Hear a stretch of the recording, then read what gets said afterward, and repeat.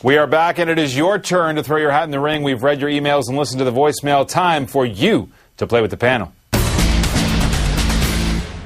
Still with us, Rachel Maddow, Harold Ford Jr., Ron Brownstein, and Joe Scarborough. Bill Clinton had some reassuring words over the weekend for his supporters. Listen to this. Don't you let anybody tell you that somehow we are weakening the Democratic Party. We are strengthening the Democratic Party. Chill out. We're going to win this election.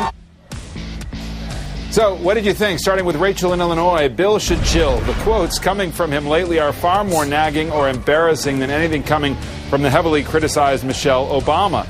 And on the flip side, Rommel in California says, as an Obama supporter, I think Hillary should stay in the race. It is better to play softball as long as possible and become stronger nominees so that when hardball time comes along, they be better against McCain.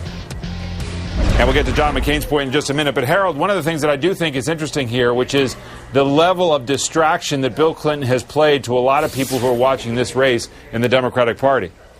Look, Bill Clinton remains the most popular figure in the Democratic Party. He's the most dominant figure in the party. He and Al Gore sit at the top of that. Second thing, Democrats have outvoted Republicans some 2-1 in this primary process, and third, have outraised Republicans by almost 3-1 financially. I think some of the concern and consternation that we see on the part of many about the fight between the two of them is a little overstated. 3 months ago was the Iowa caucuses. Who would have thought we'd be where we are today? 3 months ago seems like 2 years ago now. And 3 months from today will seem the same.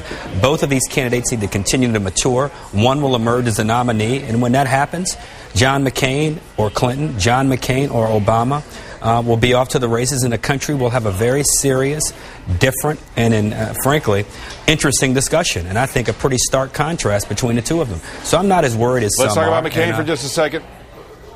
Leah in Arizona thinks the new John McCain ad could be confused for an SNL short. Listen to this. Why does John McCain seem to frame everything around war, like the New Mexico ad I just saw? I swear, if I hadn't known better, I would think it was a Saturday Night Live skit. Why is it war with him?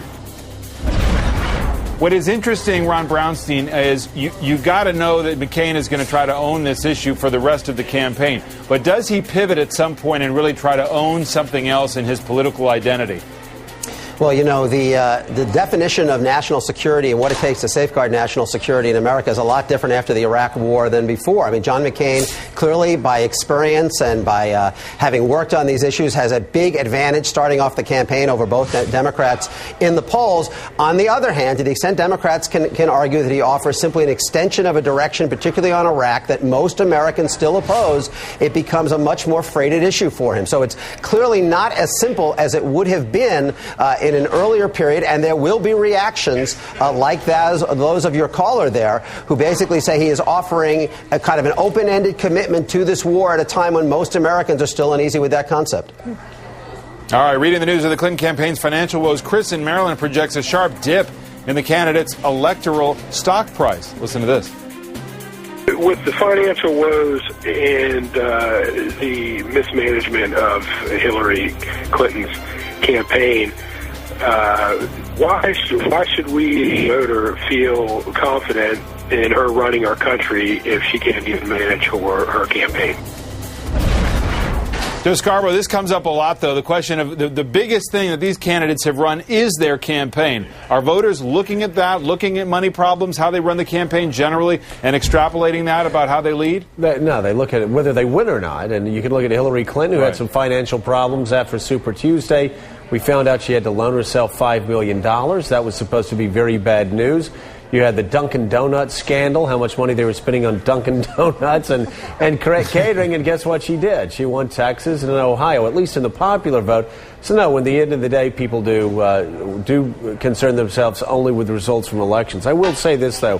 For those who have suggested that Barack Obama has done nothing really significant in his life other than run for office and hang out in the United States Senate for a year before he started running for president, he has run one of the most extraordinary presidential campaigns in American history already. And my gosh, I've never seen anybody run a presidential campaign like this, a historic campaign, with the ruthless efficiency he has. So I would make that argument were I in the Obama campaign.